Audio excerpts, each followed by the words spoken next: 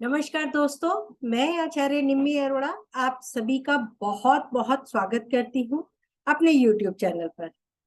मित्रों, आज मैं बात करने जा रही हूँ कि हमारे जीवन में, हम सभी के जीवन में कुछ ऐसी उम्मीदें होती हैं जो हम बहुत ज्यादा किसी से उम्मीद रखते हैं और वो टूट जाती है।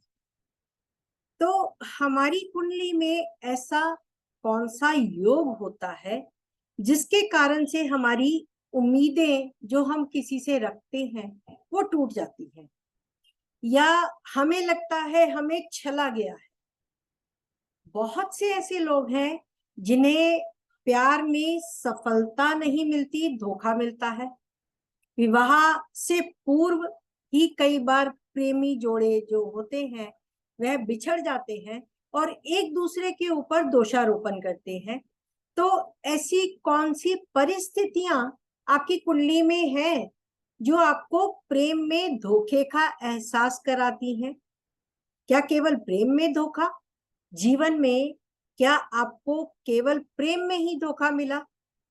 मित्र नहीं छोड़ के चले गए, मित्रों से भी धोखा, या किसी के परिवार से मिला हो धोखा?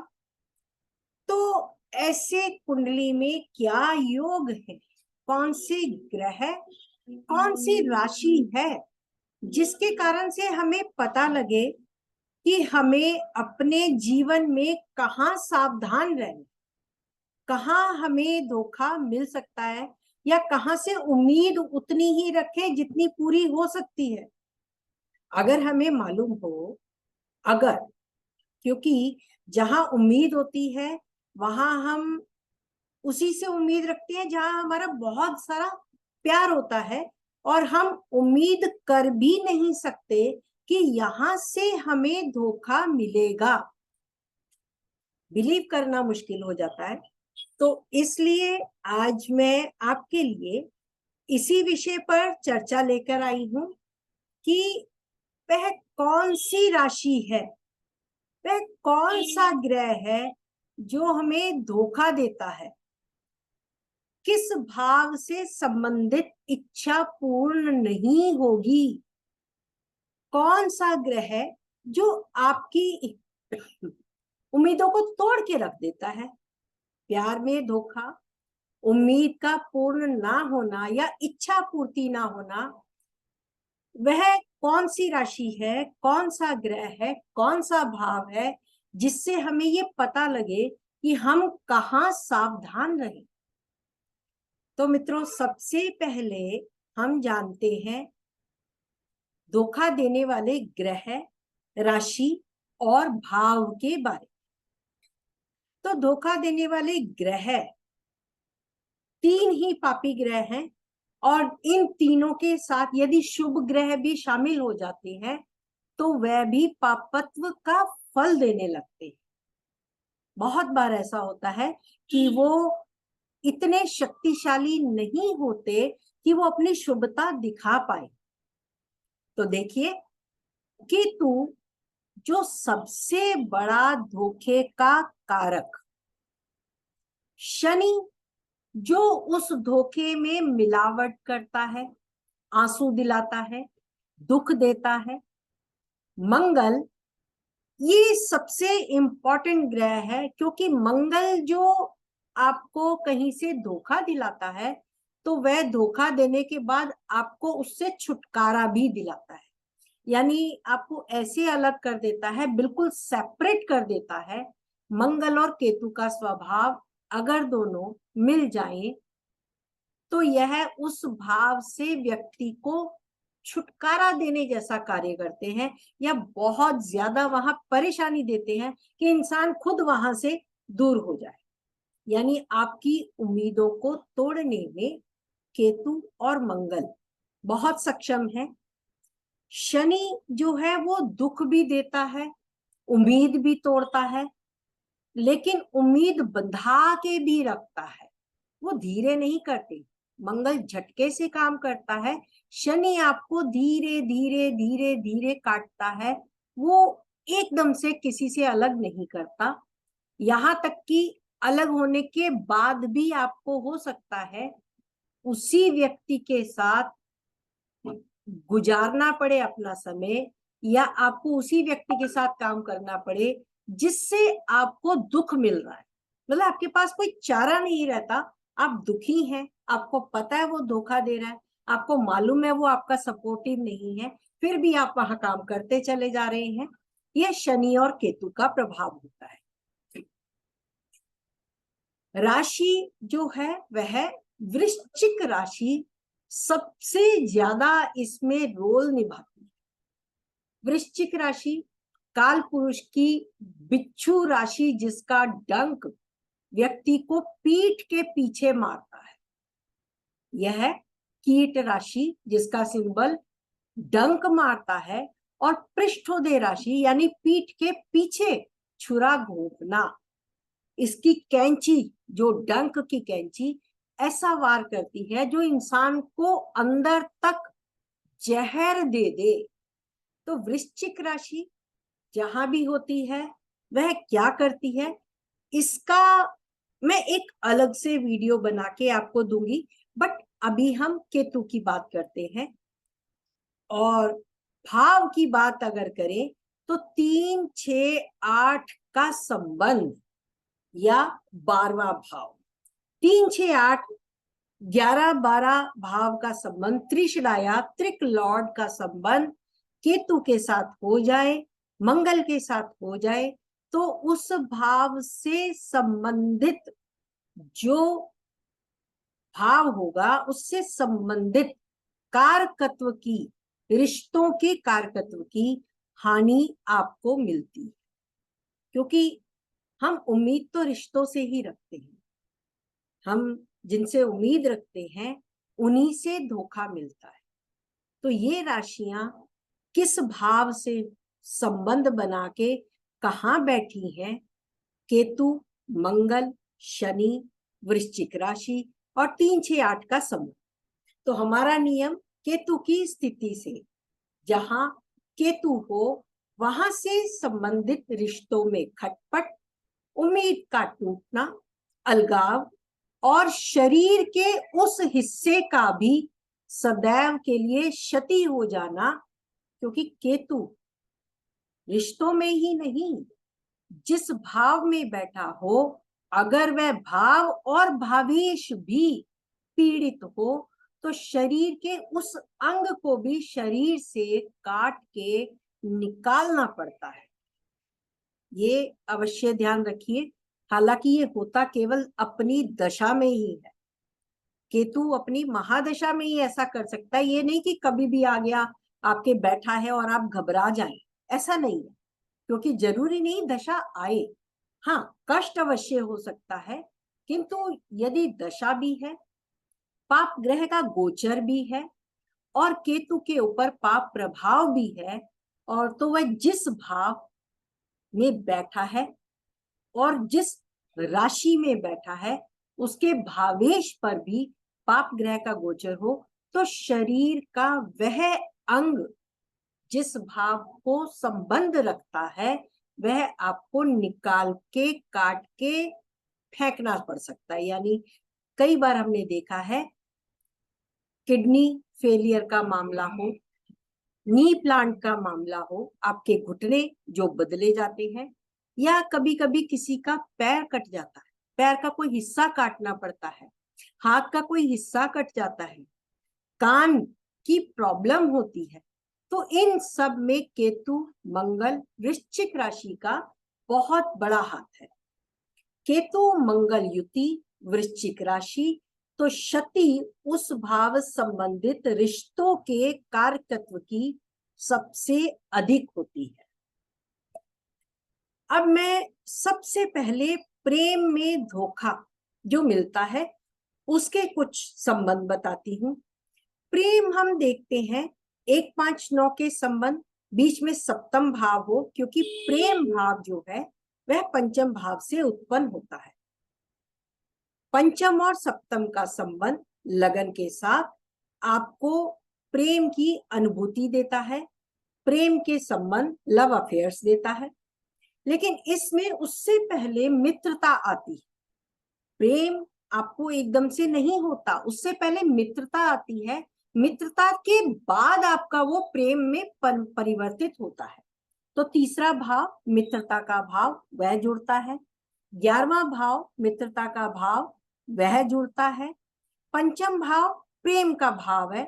सप्तम भाव विवाह है, और विवाह की परिणति जो होती है वह अष्टम और 12वां जो बेड प्लेजर का भाव है। यदि इन भावों से केतु का संबंध हो और इन भाव के स्वामियों से भी केतु दिखाई देता हो, तो आपको मित्रों से धोखा, प्रेम में धोखा, या पति से जो आप उम्मीद रखते हैं उसमें धोखा मिलता है। तो यहां मैं आपको कुछ चार्ट्स दिखा रही हूं। ये 88 का एक चार्ट है। केतु यहाँ 3rd हाउस में है, सूर्य के साथ, यानी मित्र के स्वामी के साथ, सूर्य के साथ केतु वहां उपस्थित है, और किसी जो प्लैनेट्स है उससे दृष्ट नहीं। हम देखें, मैं पंचमेश जो लगन में बैठा है वह शनि से पीड़ित है, और मित्र जो है वह लग्नेश से 12वें, लग्नेश से 12वें है। लग्नेश हालांकि उच्च का है। इन महाशय का प्रेम स्कूल टाइम से शुरू हुआ, कॉलेज तक चला, इवन ये एक डॉक्टर बन गए और वो लड़की भी डॉक्टर बन गई। इनका प्रेम विवाह भी हुआ, किंतु प्रेम विवाह होने के पश्चात भी 1 साल के भीतर इतनी प्रॉब्लम्स आई कि इन्हें प्रेम में धोखा मिला और डाइवोर्स हो गया। ये केतु के 3रे भाव में सूर्य की दशा में इनका डाइवोर्स हो गया। ये एक और चार्ट है। यहां पंचम भाव में ही केतु बैठा है, उच्च के गुरु के साथ। अब केतु उच्च के गुरु के साथ है तो उसने विवाह को, प्रेम विवाह को विवाह में बदलने ही नहीं दिया। प्रेम केवल अफेयर तक रह गया, क्योंकि गुरु उच्च का है, धर्म त्रिकोण में है, लग्नेश है, तो उसने इनके विवाह में माता पिता के कारण, क्योंकि माता पिता राजी नहीं थे, तो प्रेम को विवाह में बदलने नहीं दिया। और जिस लड़की से माता पिता ने इनका विवाह कराया उनके साथ इनका डाइवोर्स का केस चल रहा है। तीसरा चार्ट, राहु केतु एक्सिस, 12वां भाव, बेड प्लेजर का भाव, सूर्य साथ में बैठा है, यानी केतु विवाह के पश्चात भी विवाह का सुख लेने नहीं दे रहा। विवाह के पश्चात भी इनका परिवार में झगड़ा चल रहा है और ये अलग अलग रह रहे हैं। तलाक नहीं हुआ लेकिन अलग अलग रह। तो ये केतु का प्रभाव से आपको मैंने कुछ एग्जाम्पल दिए हैं। यदि सप्तम भाव में केतु आएगा तो भी ऐसे परिणाम मिल सकते हैं। इसे हम आगे हर भाव पर केतु के प्रभाव से मैं आपको समझाती हूँ। केतु लगन में है और लगन में होने से व्यक्ति को स्वयं से कुछ ऐसी उम्मीदें हो जाती हैं कि वह उन्हें पूरा नहीं कर पाता। और ऊपर से वृश्चिक का मंगल अगर देख रहा है तो वह स्वयं की उम्मीदों पर, व्यक्ति चाहता बहुत कुछ है करना, उसमें पराक्रम भी है, करेज भी है, करने की हिम्मत भी है, परिवार का साथ भी है, फिर भी वह चाह कर भी अपनी पसंद से जो वो करना चाहता है, जो वो अपनी इच्छा को पूर्ण करना चाहता है, वह इच्छा कहीं ना कहीं उस उम्मीदों को तोड़ता है केतु। क्योंकि वह केतु वृश्चिक के मंगल से दृष्ट भी है, तो वो प्रभाव पूरा दे रहा है। लग्न का केतु, ऐसा व्यक्ति जब भी सिर उठाएगा किसी के भी सामने, यानी अपनी बात जब भी रखेगा, कोई उसकी बात को मानेगा नहीं, सुनेगा नहीं, उसे एक तरीके से ऐसा मानेंगे जैसे ये बुद्धिमान नहीं है, इसके पास बुद्धि नहीं है जो इतनी गहरी बात सोच या समझ सकता है। तो ऐसे व्यक्तियों को यही प्रॉब्लम होती है कि जब जब सिर उठाते हैं कोई ना कोई उन्हें बोलकर चुप करा देता है। तो ऐसे व्यक्तियों की स्वयं से उम्मीद टूटती है। तो स्वयं से धोखा, एक तरीके से आप कह सकते हैं कि आप स्वयं को धोखा देते हो कि मैं ये कर दूंगा, वो कर दूंगा, लेकिन जब कुछ करने का वक्त आता है तो वह इंसान किसी के सामने अपनी बात पूरी तरीके से रख नहीं पाता। ये एक और चार्ट, सेकंड हाउस का केतु चंद्रमा के साथ। सेकंड हाउस में यह अभी 2010 का जन्म है। सेकंड हाउस में परिवार से जो उम्मीदें, यहाँ पे चंद्रमा साथ में बैठा है, यानी माता आपसे ज्यादा उम्मीदें रखते हो या आप माता से ज्यादा उम्मीद रखते हो। तो यहाँ जो पंचम भाव में बैठा शनि है वह भी चंद्रमा को देख रहा है, केतु को देख रहा है, और यह केतु जो है परिवार से होने वाली उम्मीद को तोड़ता है लेकिन छोड़ता नहीं है कि ये कभी ना कभी उसकी उम्मीदों पर पूरा उतरेगा। ये परिवार को भी उम्मीद होती है और उस जातक को भी उम्मीद होती है कि मैं इस परिवार से जो उम्मीदें रखता हूं वह अवश्य पूर्ण होगी, किंतु यह एक जिसको कहते हैं भ्रम है, क्योंकि शनि भी देख रहा है तो मंगल भी देख रहा है। मंगल वृश्चिक का देख रहा है, जो कि अपनी माता से सबसे अधिक उम्मीद जिस बात के लिए की जाएगी, माता वहीं पर, माता या परिवार वहीं पर उस बालक के लिए सबसे ज्यादा विरोध करेंगे। तो यहाँ का केतु परिवार से संबंधित आपके रिश्तों की उम्मीदों को तोड़ता है। अगला है थर्ड हाउस। थर्ड हाउस का केतु चंद्र और मंगल के साथ, मंगल यहां शुक्र के साथ परिवर्तन योग में है, यानी तीसरा भाव जो है चंद्रमा और मंगल के साथ शुक्र की राशि में, तो यह मित्रों से आपको धोखा देता है, अपने से छोटे व्यक्तियों से धोखा देता है, माता से भी धोखा मिलता है। यानी आपकी उम्मीदें जो माता से हैं उनको यह केतु तोड़ता है। माता आपकी इच्छाओं के अनुरूप या आपकी इच्छा को मारती है, या आप अपनी इच्छाओं को माता की वजह से तोड़ते हैं। कारण माता बनती है क्योंकि केतु के साथ चंद्रमा है, केवल इसी वजह से, और साथ में मंगल भी चतुर्थेश होकर है। माता यहाँ क्रोध के रूप में है।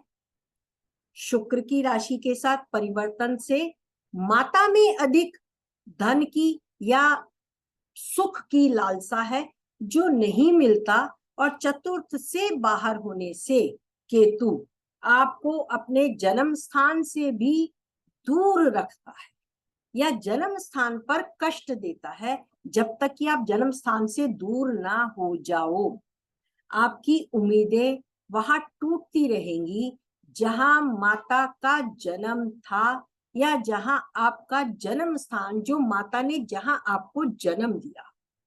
तो थर्ड हाउस का केतु आपको मित्रों ही नहीं, अच्छा पड़ोस भी नहीं देता। पड़ोस के किसी ना किसी व्यक्ति से आपकी अनबन रहती है। हमेशा केतु यदि थर्ड हाउस में होगा तो आपको पड़ोसियों से भी कुछ ना कुछ खटपट, अलगाव अवश्य देगा। आपको अपने मित्रों से कुछ समय के बाद दूरी अवश्य देगा। माता से, घर से दूरी अवश्य देगा। चाहे आप किसी भी कारण से, चाहे आप नौकरी के कारण से, चाहे अपने उज्जवल भविष्य के लिए, चाहे किसी भी कारण से आपको अपने जन्म स्थान से दूर जाना पड़ सकता है, या पड़ोसियों से हमेशा कहीं ना कहीं कोई एक पड़ोसी आपको ऐसा मिल जाएगा जिसके साथ आपकी अनबन रहेगी। ये केतु आपके तीसरे भाव के रिश्तों से आपको अलगाव देता है, यानी आपका कोई छोटा भाई बहन भी है तो उससे आपको दूरी मिलती। यह दूरी केवल मन की या दिलों की दूरी नहीं है। यह दूरी अगर बहुत प्यार भी है तो आप एक स्थान परिवर्तन के कारण भी दूरी हो सकती है। मित्रों के दूर जाने से, भाइयों के बहनों के दूर जाने से भी वह दूरी आपको मिलती है। जो भी रिश्ते वहां मिलते हैं उनसे आपको दूरी मिलती है। चौथे भाव का केतु, यह आपको आपके सुख की जो उम्मीदें हैं, गाड़ी बंगला, माता का सुख, एजुकेशन, आपकी एजुकेशन में सबसे ज्यादा रोड़ा अटकाता है।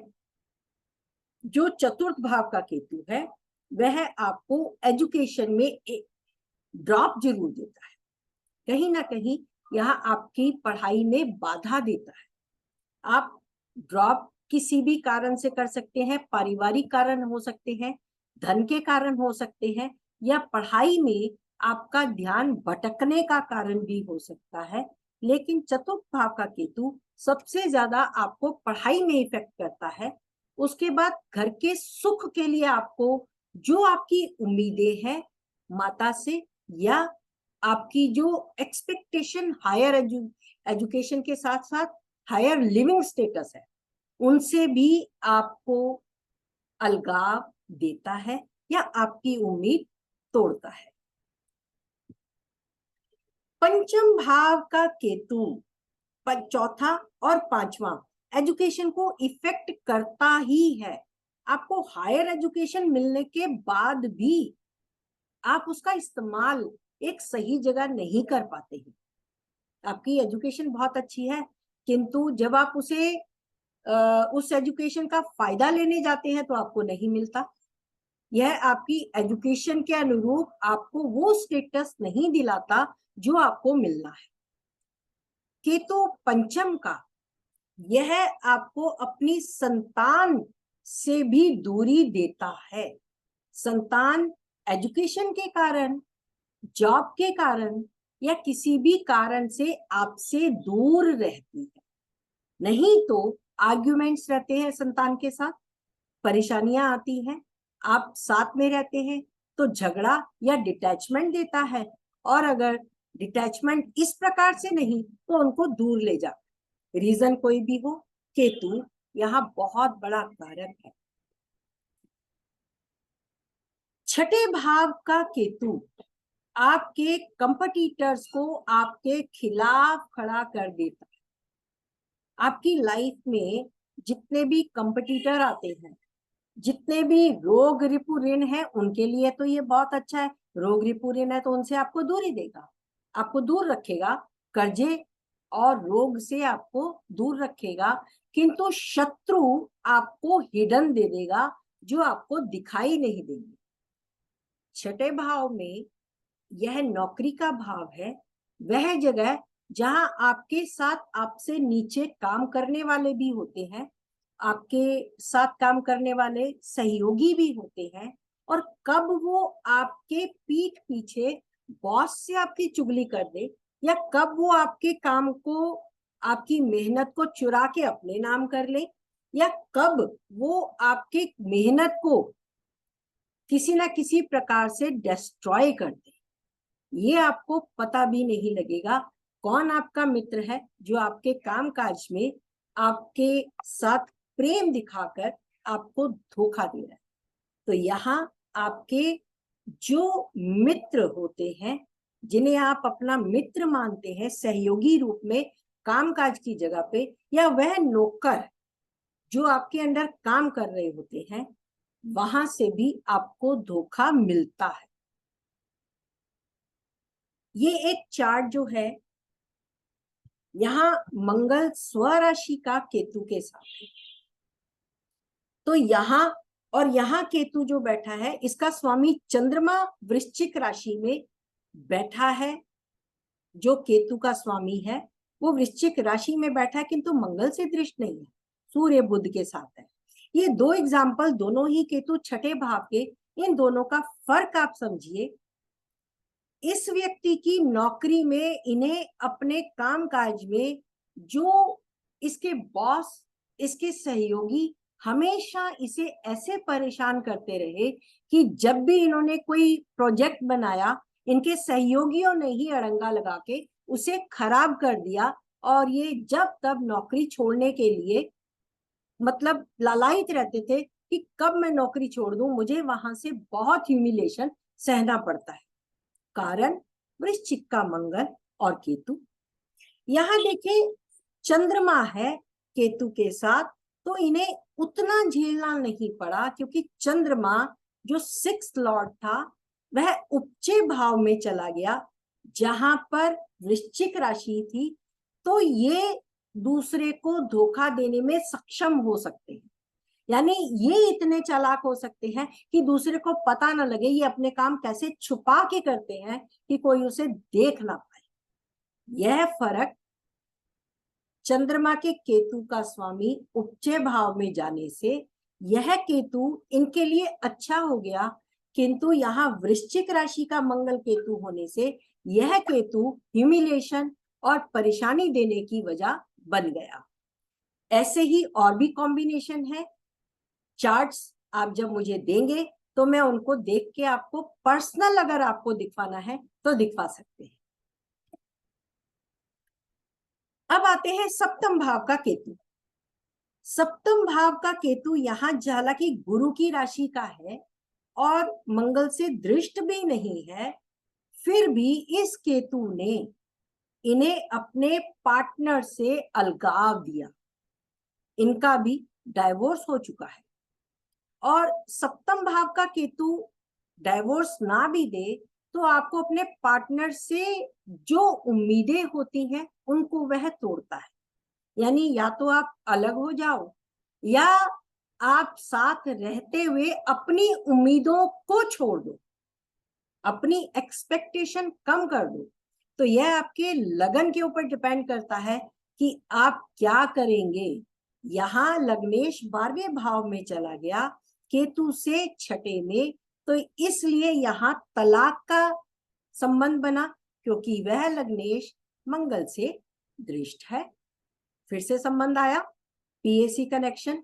लेकिन अगर केतु 7th में है और लगन में शुभ ग्रह है या शुभ दृष्टि डाल रहा है तो विवाह नहीं टूटेगा। आप अपने आप में संयम रख के अपने पार्टनर से उम्मीदें कम कर लेंगे, लेकिन ये तय है कि जो भी आप उम्मीद रखते हैं वह उनसे पूरी नहीं होती। या एक और वजह बनती है केतु यहाँ बैठ जाए तो आपके पार्टनर के साथ जो जॉब रिलेशन है वह दूरी का हो सकता है। यानी आपका पार्टनर ट्रांसफरेबल जॉब में हो सकता है, आपका पार्टनर कहीं और रहता हो, आप कहीं और रहते हो, कभी कभी मिलते हो। यह भी यहाँ योग बनता है जो कुंडली के अनुसार देखा जाता है उसके केतु के स्वामी और जो राहु का स्वामी है उसके अनुसार इस रिजल्ट को देखते हैं कि अलगाव होगा या नहीं होगा। अष्टम भाव का केतु। अष्टम भाव में केतु बहुत अच्छा माना जाता है क्योंकि यहाँ का केतु आपको गूढ़ ज्ञान देता है। ऑकल्ट साइंस के लिए बहुत अच्छा है।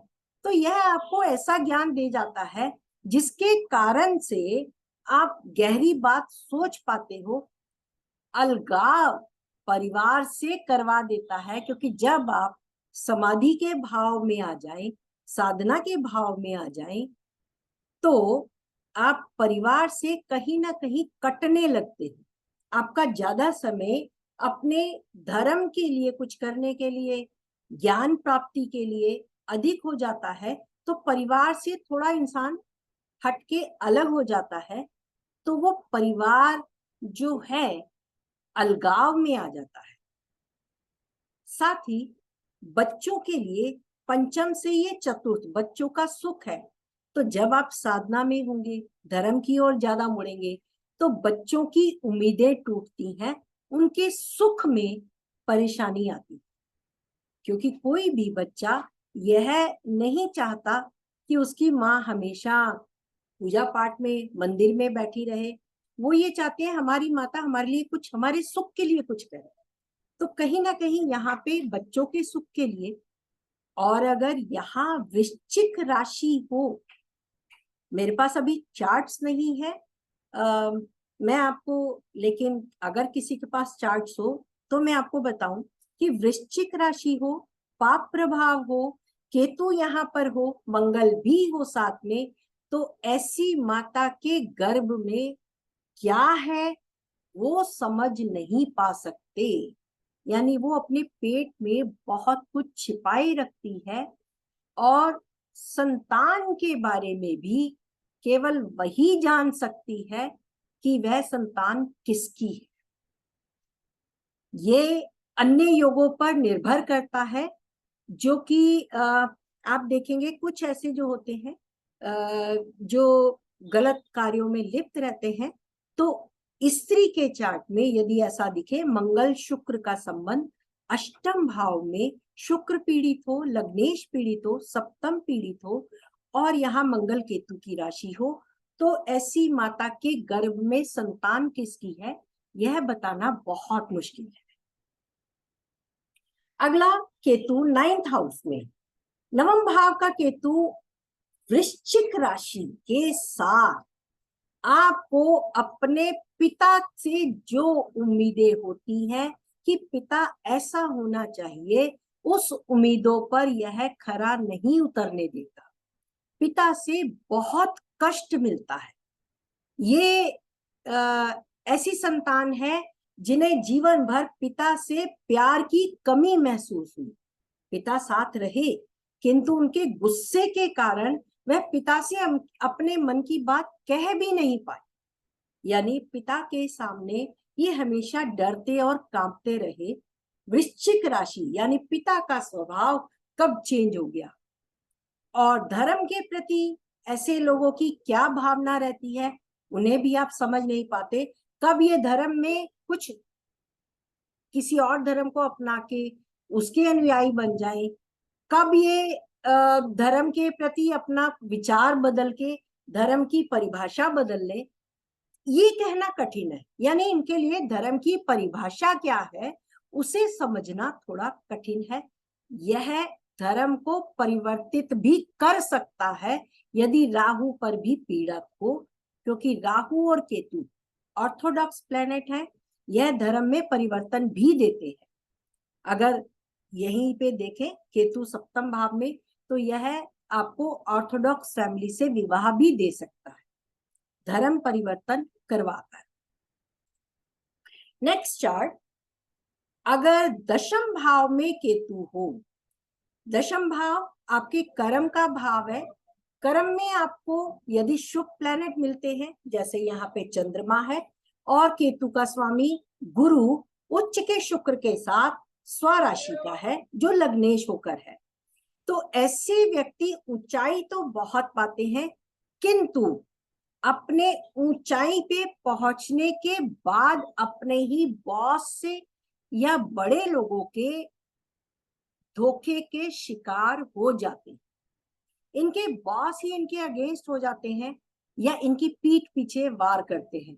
इन्हें अपने कर्मों में ही अपने ही सुख से धोखा मिलता है, क्योंकि इनका लेवल इतना हाई हो जाता है कि इनके बॉस इनके आगे छोटे हो जाते हैं।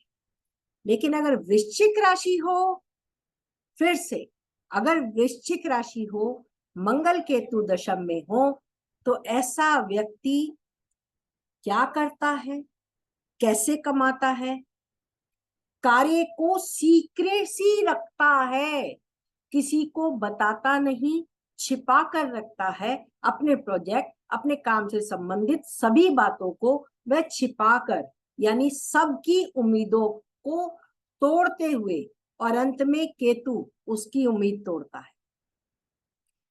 एक बात मैं और कहना चाहूंगी इस चार्ट से, केतु यदि चंद्रमा के साथ है, यानी किसी भी ग्रह के साथ है, जैसे हमने अभी अलग अलग ग्रहों के साथ देखा, तो केतु यदि चंद्रमा के साथ है, जिस भी यानी ग्रह के साथ है, वह उस ग्रह से संबंधित उम्मीद को सबसे अधिक तोड़ता है।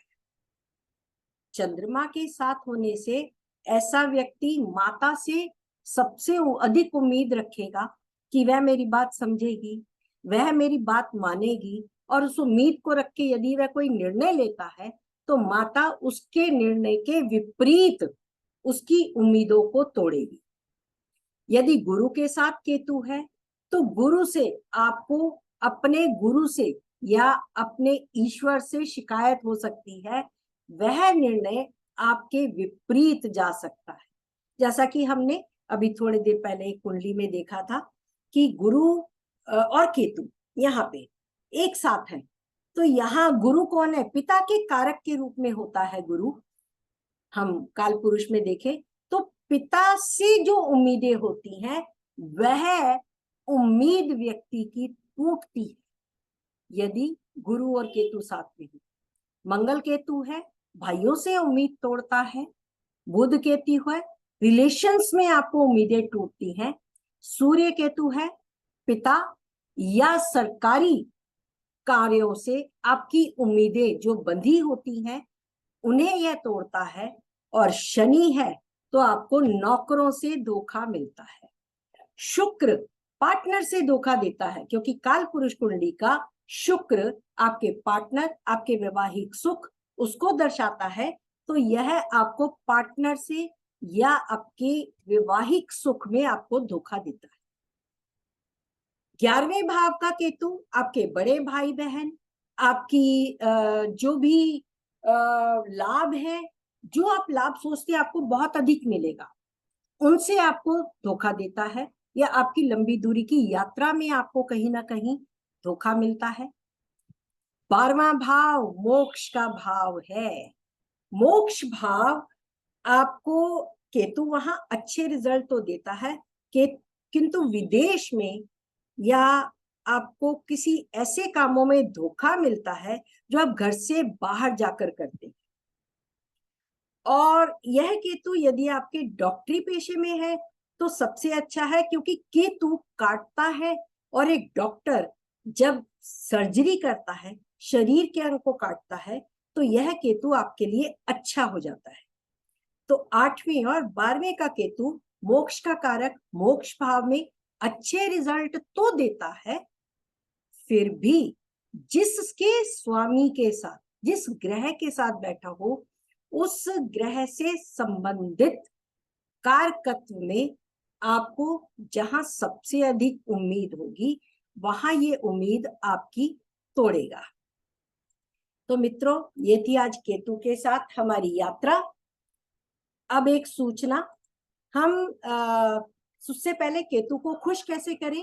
शनि के देवता भैरव जी हैं, राहु के सरस्वती जी, और केतु के देवता भगवान गणेश जी, और मंगल के हनुमान जी। तो केतु को प्रसन्न करने के लिए गणेश जी की रोजाना पूजा करें, सेवा करें। गणेश द्वादश नाम स्तोत्र का पाठ करें, उससे केतु शांत होते हैं। कपिला गाय, लोहा, तिल, तेल, सप्त धान्य, यानी आपको जो 7 अनाज कहा जाता है, सतनाजा, नारियल, उड़द आदि का दान करें तो केतु ग्रह की शांति होती है। घर के बुजुर्गों की सेवा और उनका ध्यान रखने से केतु प्रसन्न होते हैं। केतु के दुष्प्रभावों को दूर करने के लिए बुधवार के दिन गणेश जी का पूजन करें, उन्हें दूर्वा चढ़ाएं और अथर्वा स्तोत्र का पाठ करें, इससे भी आपको लाभ मिलता है। और केतु के बीज मंत्र या केतु का एकाक्षरी बीज मंत्र ओम केम केतवे नमः का जाप करें, जो 17,000 बार करना होता है। तो आपको उससे लाभ मिलेगा। केतु के अन्य उपाय अगर आपको करने हैं तो वो कुंडली देखकर बताए जाएंगे। यह उपाय हम नॉर्मली सभी के लिए बताते हैं, किंतु केतु किसके साथ बैठा है उसके प्रभाव के अनुसार हमें कुछ मंत्र जापों में हेर फेर करना पड़ सकता है। अब सूचना यह है कि हमारा स्वस्थ शरीर रोग की पहचान, और इसके लिए आपको हम और वीपी गोयल जी 27 नवंबर से 4 क्लासे लेके आ रहे हैं, जो D27, D6, D9, D3 इनके द्वारा आपको रोग की पहचान, रोग का निदान और रोग कब आरंभ होगा, कब समाप्त होगा, इन सब की जानकारी देंगे। तो चलिए जुड़ते रहिए हमारे साथ। अगर आप मेरे साथ जुड़ना चाहते हैं वेबिनार के लिए, या कंसल्टेंसी चाहते हैं, या और अधिक जानकारी चाहते हैं, तो पेड सर्विस द्वारा यह सुविधा आपको मिल सकती है। आप मुझे 9810413384 पर व्हाट्सएप कर दें, aurora.nimmi2013 पर जीमेल कर सकते हैं। इसी के साथ हमारी आज की वीडियो समाप्त होती है। आशा करती हूँ आपको ये वीडियो पसंद आई होगी। तो मित्रों, मिलते हैं बहुत जल्द एक अन्य वीडियो के साथ, जो मेरा वादा है वृश्चिक राशि के ऊपर केवल आपको ज्ञान दूंगी कि वृश्चिक राशि कहाँ बैठकर क्या बताती है। मिलते हैं बहुत जल्द आपके साथ। अपना प्यार, अपना दुलार मेरे साथ बनाए रखिए। मेरे वीडियो को लाइक, सब्सक्राइब कीजिए और शेयर कीजिए। Thank you so much.